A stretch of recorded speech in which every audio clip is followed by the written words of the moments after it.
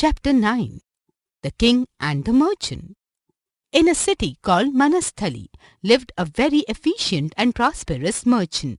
He was intelligent, kind and very honest. Everyone liked him a lot. The king was aware of his abilities and therefore made him the administrator of the kingdom. With his efficient and intelligent ways, he kept the common man very happy, and at the same time he impressed the king. He was such a person who could keep everybody happy.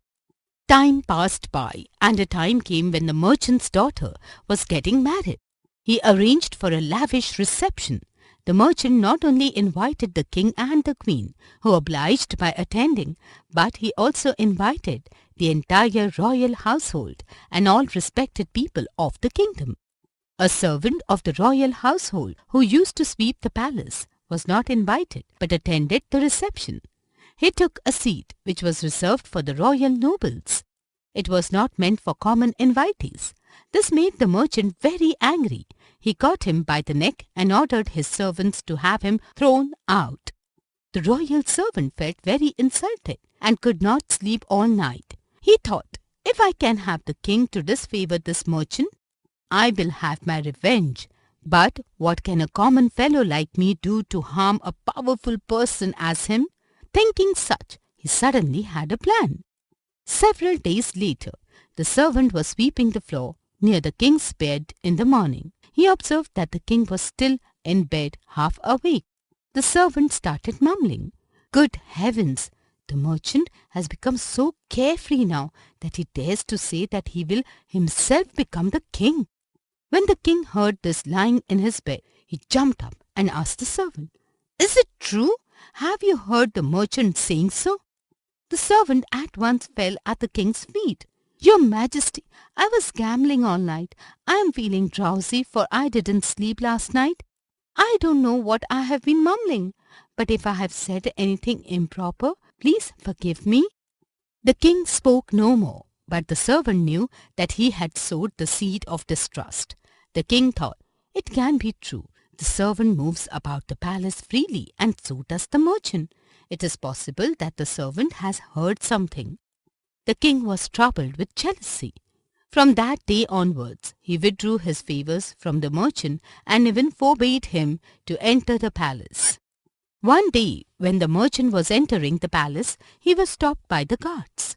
The merchant was surprised due to this sudden change in the king's attitude. The servant was standing nearby. He mockingly shouted at the guards, "Oh guards, that merchant is favored by the king. He is a powerful person. He can have people arrested or released or even thrown out, just like he had me thrown out of his daughter's reception. Beware, for you may suffer the same fate." On hearing this, the merchant understood that the servant has caused all this trouble somehow. He felt dejected and returned home upset over the incident. He gave everything a second thought, and then he invited the royal servant to his house.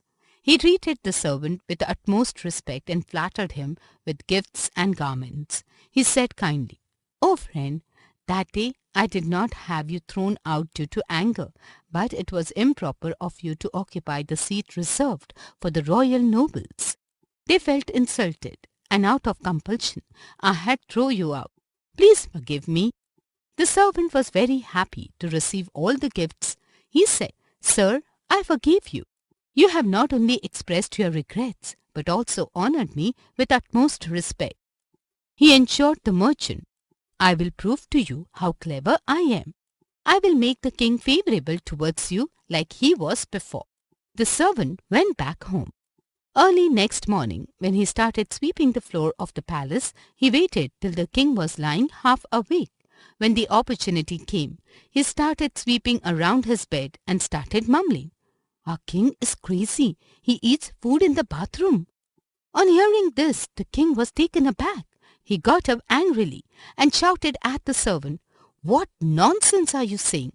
Had you not been my royal servant, I would have punished you dearly. Have you ever seen me doing such a thing?"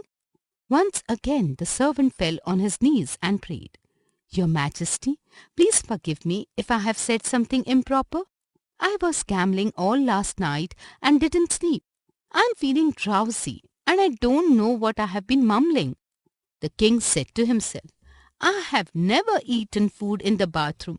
What he mumbled about me is false. Surely then, what he mumbled about my trusted merchant the other morning must have been ridiculously false too.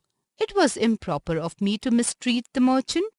He wondered, after all, he has been so efficient in the whole administrative system that without him it has become slack. Thus, having considered carefully, the king invited the merchant to the palace and flattered him with gifts, jewels, and garments. He reappointed the merchant to his previously held position and favored his services as before. A. Put a tick on the correct option.